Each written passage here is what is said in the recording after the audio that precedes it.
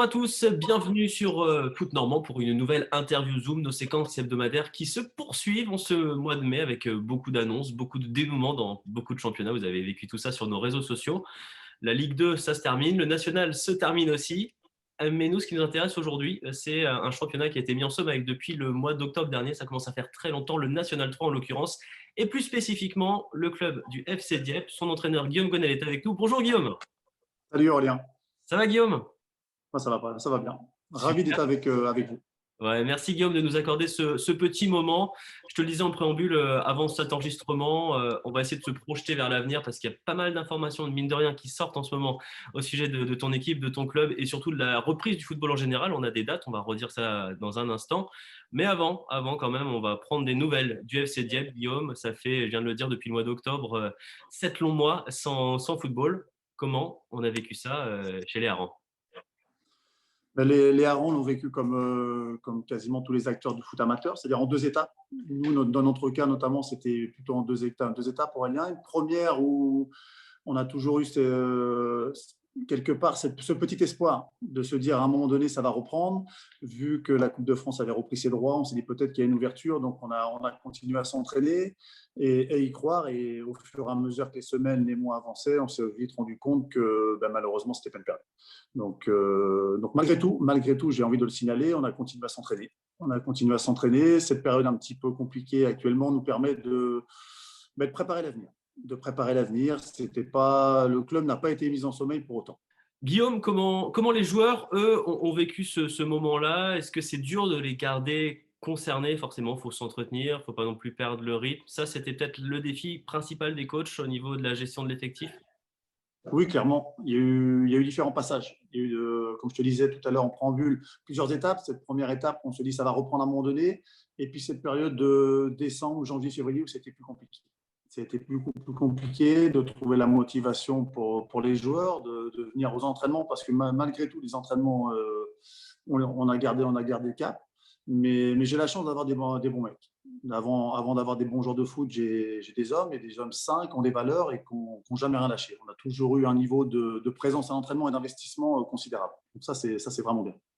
Alors, on a l'impression, Guillaume, que sur tous nos clubs de N3, de N2, finalement, l'absence de compétition a permis de prendre peut-être un petit peu d'avance sur la préparation de la saison d'après.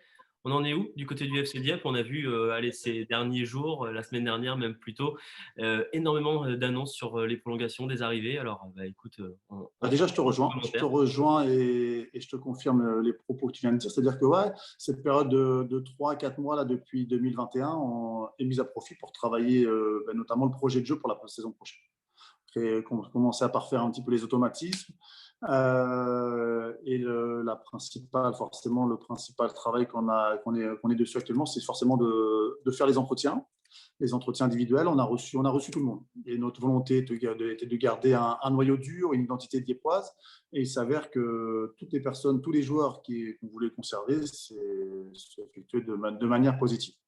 Donc, c'est vraiment une bonne chose pour travailler dans la continuité qui est notre objectif depuis un petit bout de temps déjà.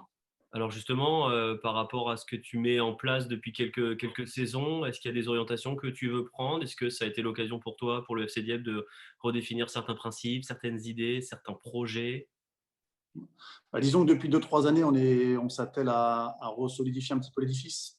On est revenu, je ne dis pas que c'était un champ de mine, mais il fallait repartir de zéro il y a 3 ans.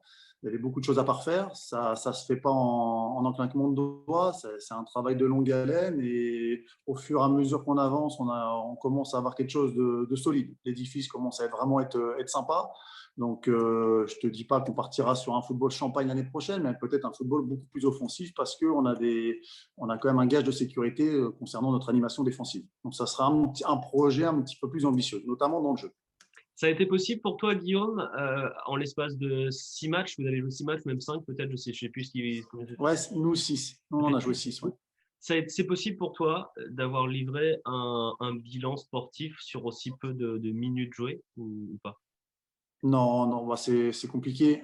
Ce serait vraiment rédhibitoire par rapport à certains joueurs qui ont manqué de temps de jeu pour diverses raisons, hein, pour blessures, pour suspension, pour voilà, un niveau de forme pas forcément prêt à ce moment de la saison. Donc, Non, non, mais on a quand même quelques certitudes. Voilà, le ressenti était plutôt positif avant l'arrêt des championnats. Voilà, on avait affronté quand même des belles équipes de haut tableau de National 3. On avait joué quand même Saint-Lô, on avait joué Vire, Wassel, Le Hague. Donc on était plutôt positionné dans le haut du panier. Donc c'était plutôt positif avant d'aborder cette deuxième partie de championnat. Donc on est un petit peu sans notre fin. Mais c'est comme ça. Alors, les orientations de ton équipe, c'est quoi, du coup, pour cette intersaison? Alors, c'est peut-être dur à chiffrer, mais si tu peux te rapprocher, on va dire, approximativement, le pourcentage de ton effectif de l'équipe première qui reste, le pourcentage de recrues, on serait sur quoi comme rapport? Ouais, ouais. Bah, grosso modo, on est sur du 80-85% que ça reste. 85% ouais, de personnes qui vont continuer l'aventure, parce que c'est avant tout une aventure humaine et sportive. Et l'idée, c'est de bonifier un petit peu là où on est perfectible. Le domaine où on est perfectible depuis quelques années, c'est surtout dans l'animation offensive, surtout dans le domaine, dans la finition. Être capable de conclure les actions dans nos temps forts, parce qu'on a beaucoup de mal à concrétiser nos actions. Donc l'idée, c'est de performer là, donc d'aller chercher des joueurs qui nous amènent cette petite plus-value dans l'animation offensive. Alors, justement, ces joueurs qui peuvent amener un petit quelque chose, qui sont-ils? Vous en avez révélé deux, je crois, ou trois? Je- Bah, disons qu'il y a différents profils. Là, il y a deux premiers recrues qui sont plutôt axés sur du futur, alors j'espère à court terme, mais on vise plutôt sur du moyen et long terme, donc qui sont Valentin Carpentier et Noah Trofardi. C'est des 2001, donc c'est la jeunesse. Donc c'est le vivier Diepois et qui plus est, c'est des Diepois pur souche, donc ça corrobore totalement à notre identité du club. Mais l'idée, c'est d'aller chercher également des joueurs avec un peu plus d'expérience. Donc là, on vient de finaliser une personne donc, qui est Sodiq Odomoussou, qui est passé par QRM à l'époque. Il était dans le groupe de Manu Lacosta. Il est passé après dans les mains de Romain Djoupé à Wassel, qui a connu la montée de National 3 en National 2. Donc, il y a une expérience quand même qui est considérable et forcément qu'on espère qu'il nous apporte cette plus-value offensive. Donc, c'est Donc, ça, il un fera 3. partie c'est la première recrue. C'est la première recrue dans le domaine offensif. Après, il y a les deux autres, c'est deux autres milieux. Ouais. C'est plutôt, voilà, quand je dis domaine offensif, c'est vraiment dans le trident offensif. Tu attends d'autres renforts, Guillaume? Oui, on y travaille en sous-marin. Combien? Je ne peux pas t'en Tu dire sauras plus nous pour dire ou l'instant, pas? Aurélien. Comment? Tu sais combien de joueurs il te faudrait? Bah, on va encore certainement trois qui vont arriver.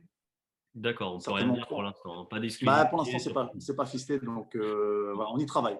On y travaille. Et Mais oui, non, non, c'est principalement dans le secteur offensif qu'on va aller chercher. Il y a un latéral gauche également. Donc alors j'ai un petit jeune, évidemment, Baptiste Caclar. Comment? vas-y, je t'écoute. Non, non, parce que moi pour l'instant, j'ai un seul latéral gauche au poste et on sait très bien qu'une saison, c'est très longue et qu'il faut de la concurrence à tous les étages et forcément que je recherche un latéral gauche. Alors, on disait tout à l'heure que c'était difficile d'avoir un regard sur sa propre équipe après seulement 6 matchs de jouer. On sait que le N3, c'est un championnat difficile, plutôt homogène, hein, dans le groupe Mhm. normand. Est-ce que tu regardes un petit peu ce que font tes concurrents l'année prochaine, les mouvements qu'il y a à droite à gauche? Est-ce que tu arrives déjà à voir un petit peu ce qui se dessine pour la saison prochaine? Non, pas forcément. Après, j'ai des bonnes relations avec quasiment tous les coachs, mais je suis plus proche du coach de Vire, par exemple, Cédric Hoarau. On s'envoie des petits messages de temps en temps, des petits messages, des petits clins d'œil, des petits messages. Bon, ça recrute à Vire. Il me renvoie là tout ce matin. Il m'a dit bon, ça recrute au CDF. C'est des petits messages sympas. Après, oui, forcément, étant donné que moi, c'est mon métier, forcément, je regarde un petit peu. Ça, c'est indéniable. Je pense que les réserves pro seront toujours là. Le QRM Avranches, voilà, d'autant plus que QRM monte à l'étage supérieur, donc il y a certainement un effectif pléthorique, donc forcément de la qualité en dessous. Avranches, ça sera dans la continuité. Le HAC, c'est les jeunes de centre de formation, donc forcément de qualité, plus des équipes qui performent depuis quelques années dans ce championnat national 3. On a toujours les Saint-Lô, les Évreux, voilà, les équipes qui étaient bien parties également cette année, à Gécamp, Div Cabourg. Donc ça fait beaucoup d'écuries sur la ligne de départ. On sera 14, mais ça va être excitant. Ça va être encore un beau championnat, sûrement, c'est sûr. Alors, je pense que tu me vois arriver pour ma dernière question, peut-être, maintenant que je t'ai demandé ça. Du coup, Les ambitions, peut-être, non? C'est voilà, ça? et ben voilà. Et on conclut avec la question fatidique. Les ambitions, est-ce qu'il y a quand même un objectif clair, net, déjà fixé? Bah, non, non, il y a rien forcément de fixé. Maintenant, on est des compétiteurs, Aurélien, je ne vais pas te mentir. On nourrit des ambitions, forcément qu'on nourrit des ambitions. J'ai la chance que mes dirigeants me donnent un petit peu de moyens pour aller chercher des joueurs dans l'animation offensive, là où on est perfectible. Donc, ce n'est pas non plus pour rien. Donc, mes dirigeants attendent des résultats. Moi, je suis compétiteur. Mes joueurs sont compétiteurs. Donc, forcément qu'on va nourrir des ambitions dans ce championnat. Et là, ça fait 1 an et demi qu'on est un petit peu bancal. Donc, forcément, qu'il y a cette adrénaline d'avant-match qui nous manque, voilà, cette chose qui fait que notre passion, pour l'instant, elle est mise de côté. Donc, non, non, oui, on va donner le meilleur de soi-même pour faire une belle saison au SCD. Merci beaucoup Guillaume, on arrive au bout de cet entretien. On suivra avec attention du côté de Foot Normand et des réseaux la suite de cette intersaison, la suite de la construction de ton équipe, évidemment de toutes les formations de N3. On va te souhaiter, allez, il reste un mois, mais on va te souhaiter un bel été qui commence, Guillaume. Merci Aurélien. Merci à toi d'être venu nous rencontrer. C'est un plaisir. On fait le tour des clubs de N3 sur Foot Normand chaque Bah, semaine. c'est super sympa, c'est chouette. Les uns après les autres en avant. Merci à vous de nous avoir suivis sur les réseaux. Merci de nous avoir suivis et d'être toujours plus nombreux à nous suivre sur le site internet. Et on vous dit à très bientôt pour de nouvelles aventures et une nouvelle interview Zoom, très certainement la semaine prochaine. Salut.